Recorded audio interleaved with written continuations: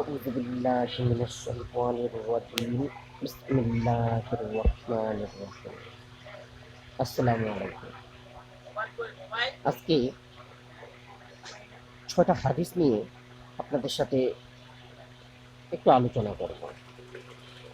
৬টা হাদিস সম্বন্ধে একটু বুঝতে চেষ্টা করব। আমি আমাদের ইসলাম ধর্মে বলা হয় কোনো উঁচু নিচু ভেদাভেদ নেই, যার ফলশ্রুতিতে মসজিদে গেলে তার অকাট্য প্রমাণ মিলে। সেটা কিভাবে? যখন আমরা নামাজের কাতারে দাঁড়াই তখন সবাই সমানভাবে দাঁড়াই এবং কেউ এটা লক্ষ্য করি না যে কে ধনী কিংবা কে গরিব।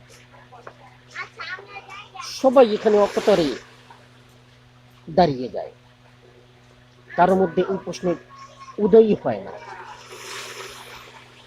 কিন্তু আমার বাস্তব জীবনে আমি দেখলাম যে এখানেও বৈষম্যতা হয়।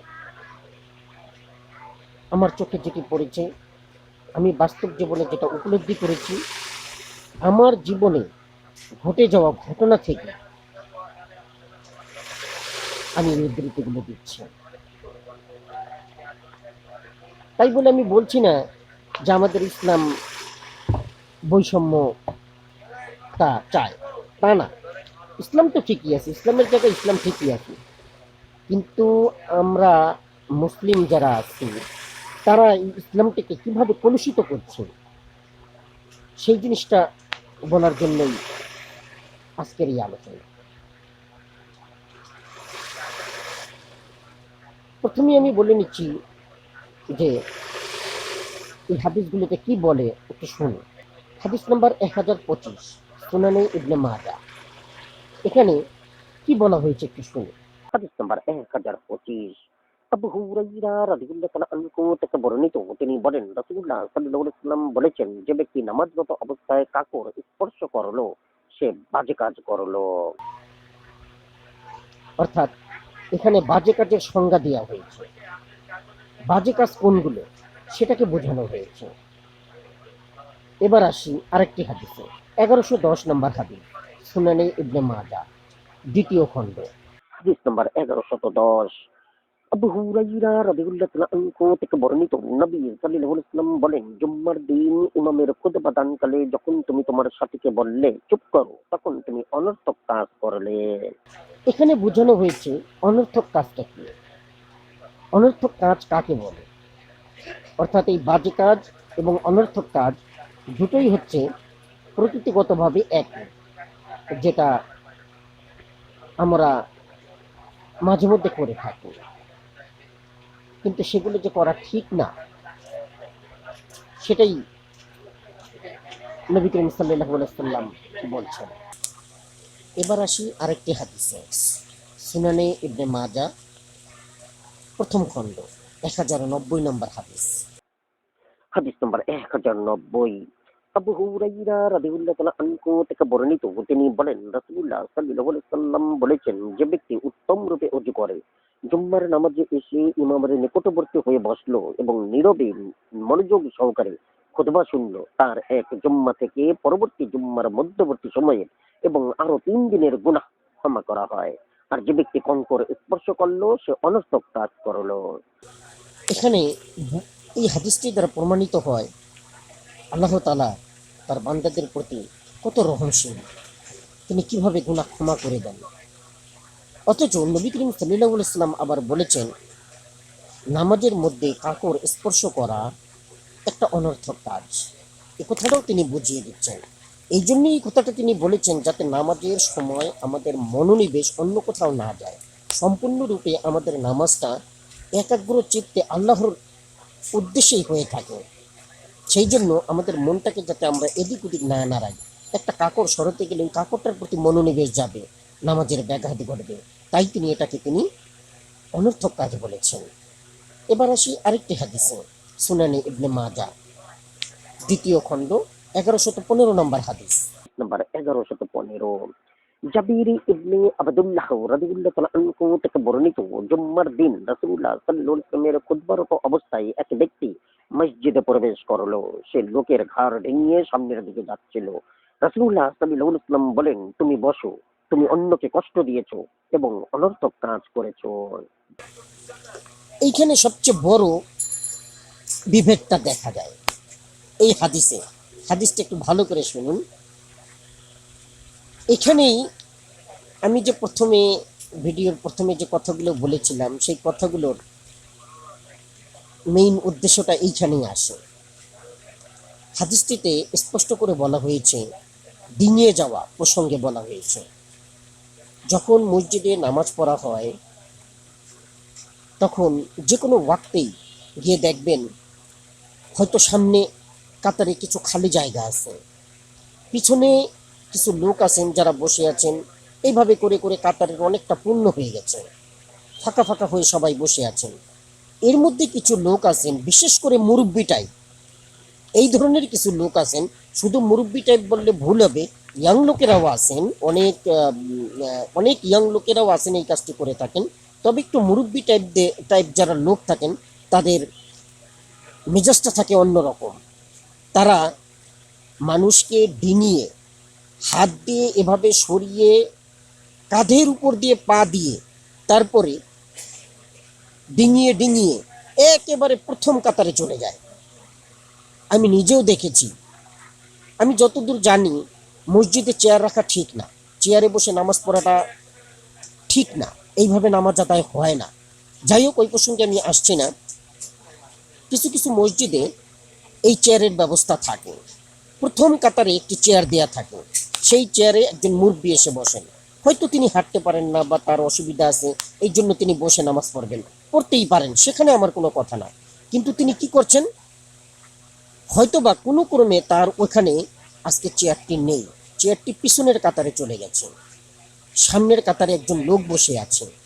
ওই মুরব্বি সবগুলো লোককে ডিঙিয়ে এসে দ্বিতীয় কাতারে যখন তার চেয়ারটি দেখলেন, সেই চেয়ারটি নিয়ে সামনের কাতারের লোকটিকে বলছেন, আপনি একটু চাপুন, আমি এখানে নামাজ পড়ব।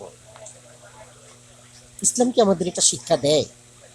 বলে এরকম কথা ইসলাম আমাদেরকে? সবচেয়ে বড় দুঃখ হয় ইমাম সাহেবও এ নিয়ে কোনো কথা বলে না। ইমাম সাহেবের তো উচিত ওই মসজিদে কোনো চেয়ারই না রাখা।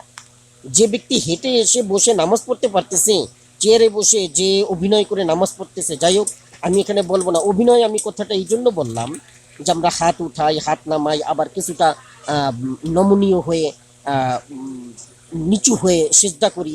এই যে এইভাবে কি আসলে ইসলামে আছে কোথাও নামাজ পড়া?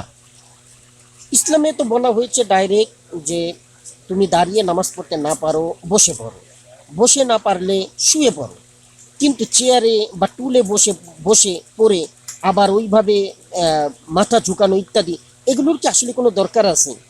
সে দাঁড়িয়ে পড়তে পারতেছে না, সে বসে পড়ে, বসে পড়লেই তো তার নামাজ হবে, তার তো ওইভাবে হাত পা হিলানোর দরকার হয় না। যাই হোক, আমার হয়তো এটার মধ্যে জ্ঞান কম আছে, আমি এই প্রসঙ্গে আর যাচ্ছি না। আমার যে প্রসঙ্গটা, যে এই যে ডিঙিয়ে যাওয়া, এই যে ডিঙিয়ে যাওয়ার ব্যাপারটা, এই যে তারা এইভাবে যে মানুষকে হেয় করে একজনের উপর দিয়ে এভাবে যাচ্ছেন, তিনি তো নামাজের উদ্দেশ্যে যাচ্ছেন, আল্লাহকে রাজি খুশি করানোর জন্য যাচ্ছেন। তাহলে মানুষকে কষ্ট দিয়ে যেভাবে যাচ্ছেন, এই কোন নামাজ আদায় করছেন তিনি? কার নামাজ আদায় করছেন? নবীজি নিজে বলছেন, তুমি এভাবে কষ্ট দিও না, তুমি এভাবে যে কষ্ট দিয়েছো তুমি এটা অনর্থক কাজ করেছো। এই অনর্থক কাজ করার কারণে কি হচ্ছে? আরেকটি হাদিস আমরা শুনি, সুনানি ইবনে মাজা দ্বিতীয় খণ্ড 1111 নম্বর হাদিস। হাদিস নাম্বার 1111। উবাই ইবনে কাব রাদিয়াল্লাহু তাআলা আনহু থেকে বর্ণিত, রাসূলুল্লাহ সাল্লাল্লাহু আলাইহি ওয়াসাল্লাম জুম্মার নামাজে খুতবা দিতে দাঁড়িয়ে সূরা তাবারাকা মুলক পাঠ করেন এবং আমাদের উদ্দেশ্যে আল্লাহর দিনসমূহের ইতিহাস বর্ণনা করেন। আবু দারদা অথবা আবু জার রাদিয়াল্লাহু তাআলা আনহু আমাকে খোঁচা মেরে বলেন, সূরাটি কখন নাজিল হয়েছে? আমি তো তা এখনই শুনলাম। তিনি তার দিকে ইশারা করে বলেন, চুপ করুন। সাহাবীরা চলে গেলে তিনি বলেন, আমি আপনাকে জিজ্ঞাসা করলাম সূরাটি কখন নাজিল হয়েছে, অথচ আপনি আমাকে তা অবহিত করেননি। উবাই রাদিয়াল্লাহু তাআলা আনহু বলেন, আজকে আপনার নামাজ হয়নি। অনর্থক কাজই হয়েছে। তিনি রাসূলুল্লাহ সাল্লাল্লাহু আলাইহি ওয়াসাল্লামের নিকট উপস্থিত হয়ে বিষয়টি তাকে বর্ণনা করেন এবং উবাই রাদিয়াল্লাহু তাআলা আনহু যা বলেছেন তাকে তাও অবহিত করেন। রাসূলুল্লাহ সাল্লাল্লাহু আলাইহি ওয়াসাল্লাম বলেন, উবাই ঠিকই বলেছেন। এই হাদিসটি শুনে আপনারা কি বুঝলেন? কত সুন্দরভাবে বুঝিয়ে দিলেন। উবাই ইবনে কাব সরাসরি বলে দিলেন যে তুমি এইভাবে যে কষ্ট দিলে বা এইভাবে করে যে নামাজ পড়লে তোমার নামাজটি হয়নি, তোমার নামাজ হয়নি। এতে করে ওই সাহাবী কিছুটা মনক্ষুণ্ণ হয়েছে, যার ফলে সে নবীজির কাছে গেলেন এই বিষয়টা জানার জন্য, উবাই ইবনে কাব সহ। কিন্তু নবীজি কি করলেন? নবীজি উবাই ইবনে কাবের সাথে সহমত পোষণ করলেন এবং তিনি বললেন, আসলেই তোমার নামাজ হয়নি, তুমি আবার গিয়ে নামাজ পড়ো। তাহলে এই যে ডিঙিয়ে গিয়ে নামাজ পড়া, এই নামাজ কি আসলে হচ্ছে? এই নামাজটা কি আল্লাহ তাআলা কবুল করছেন এইভাবে মানুষকে কষ্ট দিয়ে? এখানেই শেষ না। আপনি দেখেন, আমি আরেকটি হাদিসের কথা বলছি, সুনানে ইবনে মাজা ২য় খণ্ড ১১১৬ নম্বর হাদিস। হাদিস নাম্বার 1116। সাহলি ইবনে মুয়াজ ইবনে আনাস রাদিয়াল্লাহু তাআলা আনহু থেকে তার পিতার সূত্রে বর্ণিত। তিনি বলেন, রাসূলুল্লাহ সাল্লাল্লাহু আলাইহি ওয়াসাল্লাম বলেছেন, যে ব্যক্তি জুম্মার দিন লোকের ঘাড় ভেঙে সামনে অগ্রসর হয়েছে, কিয়ামতের দিন তাকে দোজখের পুল বানানো হবে। এখানে কি বলছেন? শুধু নামাজই না, তার যে নামাজ হচ্ছেই না সেটা তো হচ্ছেই না, উল্টো তাদের শাস্তিরও ব্যবস্থা করা হয়েছে। এই ধরনের অনর্থক কাজ যারা করবে, বাজে কাজ যারা করবে, তাদের নামাজ তো হবেই না, উল্টো তাদের শাস্তিরও ব্যবস্থা রাখা হয়েছে, কঠিন শাস্তি। সেই শাস্তিটা কি? আজকে যে তিনি মানুষকে ডিঙিয়ে ডিঙিয়ে যাচ্ছেন, সেই জন্য কাল কিয়ামতের দিন তাকে দোজখের পুল বানানো হবে। চিন্তা করেছেন অবস্থা? অর্থাৎ তখন মানুষ তার উপর দিয়ে যাবে, তার উপর দিয়ে মানুষ হেঁটে যাবে। তাহলে আপনি কি করছেন ভাই? আমরা সতর্ক হই, আমরা নিজেদের প্রতি যত্নবান হই, ইসলামকে সঠিকভাবে মেনে চলার চেষ্টা করি। যদিও আমরা পারি না, আমি বলবো না যে আমরা সবাই সঠিকভাবে ইসলামকে মেনে চলতে পারি, যতটুকু পারি।